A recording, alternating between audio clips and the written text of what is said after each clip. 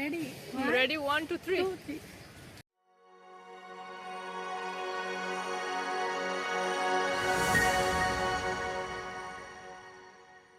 Hello everyone, আসসালামু আলাইকুম। সবাই কেমন আছেন? আশা করছি সবাই ভালো আছেন।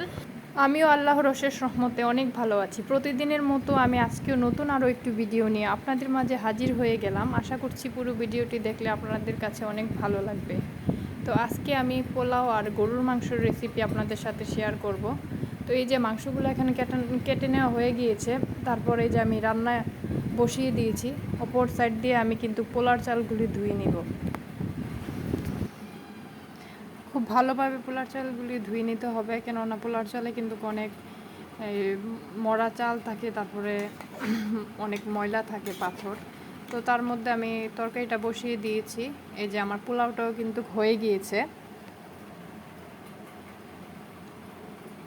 আমি পরিমাণ মতো পানি দিয়েছি, আর এর মধ্যে কিন্তু একটা রসুন অ্যাড করা হয়েছে আস্ত।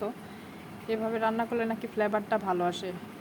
এই যে ভিডিওর ভয়েস দিতে দিতে কিন্তু আমার রান্নাও শেষ হয়ে যাচ্ছে। তো এই ছিল আমাদের রাত্রের খাবার। এর মধ্যে আমি লেবু, তারপরে কাঁচামরিচ, শসা, মানে একটা সালাতের আয়োজনে যা কিছু লাগে সব কিছু এই যে এখানে কেটে নেওয়া হচ্ছে। তো গরুর মাংসর সাথে পোলাও, তার সাথে যদি কোক না হয় তাহলে তো হবেই না। তো আমি আমার বেবিদেরকে এখানে কোক সার্ভ করছি। তো এই যে আমি পরদিন সকালে, আজকে, তো আজকে থেকে বাকি ব্লগটা আমি আবার শুরু করছি। শুভ সকাল সবাইকে। আজকের ওয়েদারটা কিন্তু অনেক সুন্দর ছিল। তো গতকালকে রাত্রে খাবার পর যেগুলো অবশিষ্ট ছিল, পোলাও এবং গরুর মাংস, এগুলো কিন্তু আমি এখন গরম করে নিব। তো গরম করে আমি আমার বেবিকে নিয়ে তারপরে স্কুলে চলে যাব। এখন আমার হাতে আর কোনো সময় নেই রান্না বান্না করার।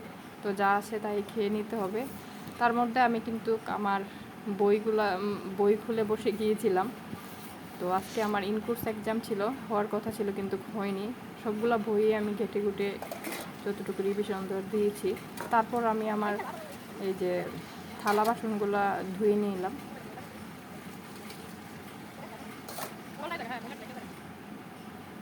এই যে আমার মেয়েকে দিয়ে আসার সময়, স্কুলে দিয়ে আসার পথে আমার এক ফ্রেন্ডের সাথে দেখা হয়ে গিয়েছিল। তো ওর সাথে আমি অনেকক্ষণ মজা করলাম, কথাবার্তা বলে তারপরে আমি আবার বাসায় চলে আসলাম। এখানে খুব সুন্দর একটা ফুল গাছ ছিল, এটাকে আমরা রংতুলি ফুল গাছ বলতাম। এটাতে অনেক সুন্দর ফুল হয়েছে যে তো আমার ফ্রেন্ডে বলছিল দেখো অনেক সুন্দর ফুল। আমি বলছিলাম যে ছোটোবেলায় এগুলো দিয়ে আমরা ওটা খেলাধুলা করতাম, এই ফুলের ভিতরের অংশটা দিয়ে মানে রং করতাম।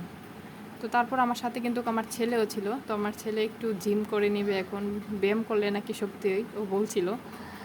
তো এই যে আমার ছেলের একটু ক্লিপ নিয়ে নিলাম, আপনাদের সাথে শেয়ার করছি। তো আজকের ভিডিওটা এই পর্যন্ত।